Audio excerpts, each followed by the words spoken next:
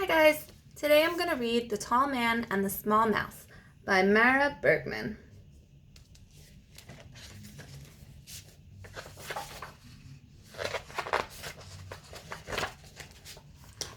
On a tall hill in a tall house lived a tall man and a small mouse. But the tall man never saw the mouse, and the mouse never saw the man in the house. What did the tall man do all day? Well, he did all the things that needed doing. He picked apples, untangled swings, whistled songs he couldn't sing, rescued cats and kites from trees, showed great care for many things. And what about the mouse? Well,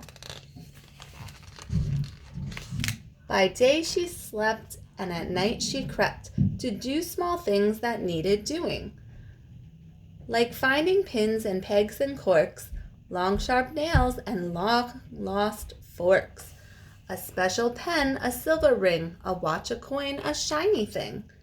After she'd crawl and creep to find a comfy place to sleep.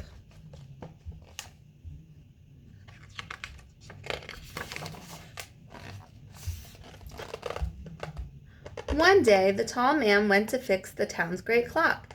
It had no tick, it had no tock. The tall man poked, he pulled and tied, prodded, shook, and then he cried, "If only I could get inside!" The tall man tried and tried and tried. At last he said, "What can I do? I'll have to think up something new." And home he went without a clue.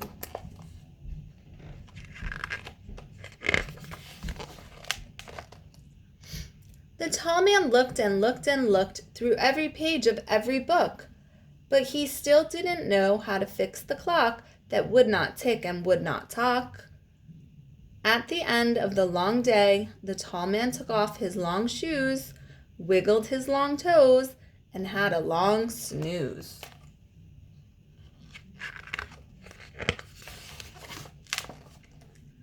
Meanwhile, as the tall man slept, the small mouse crept and crept and crept.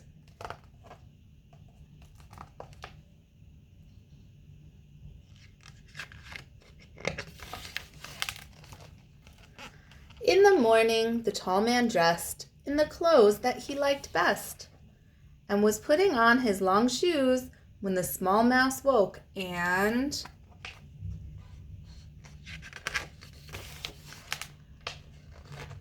The tall man had a peek. "Eek!" he said. "Oh my, I never knew a mouse was sleeping in my shoe." Then he saw all his missing things. The tall man's heart began to sing. "The mouse," he said, "you're clearly clever, small and nimble. I wonder whether I may possibly borrow you. I've a most important thing to do." Squeak, squeak, squeak.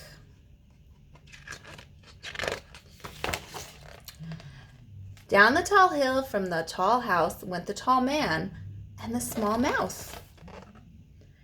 In the town's great square was the big town's clock, which would not tick and would not talk. The mouse was really very small, and in she went to creep and crawl, to search and find that broken thing for the man to fix so the clock could ding.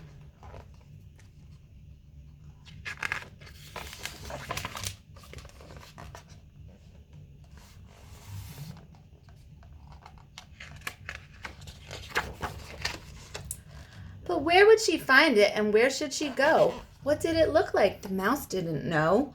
She looked high and low. She looked here and there. She looked left and right. She searched everywhere, till finally the small mouse saw the broken thing she was looking for.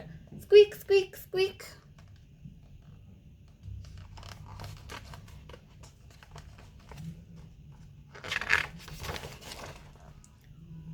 The tall man heard the mouse and thought, "As she's so small and likes to find, and I'm so tall and like to fix, together we're the perfect mix," he said, "and now it's time to try. So with string and a cork and a coin and a key."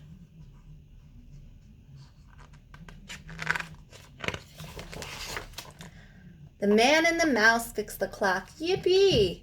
The tall clock's bells began to ring, and both their hearts began to sing. The tall man said, "We may be two of a different kind, but both of us can fix and find. I'm your friend and you are mine. Squeak, squeak, squeak."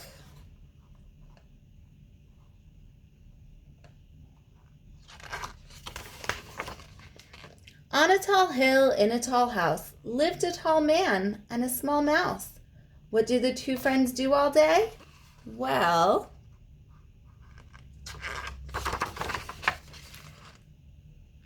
come rain or shine, whatever the weather, they do the things that need doing together. Sometimes we need friends to help us with things, and you never know who's going to be able to help you. It could be somebody who you have a lot in common with, and you like to do things together, or it can be somebody who's very different from you, like a tall man and a small mouse. So remember, it's always kind to help people, no matter what their size or what they look like. Have a great day, guys, and I'll see you tomorrow. Bye!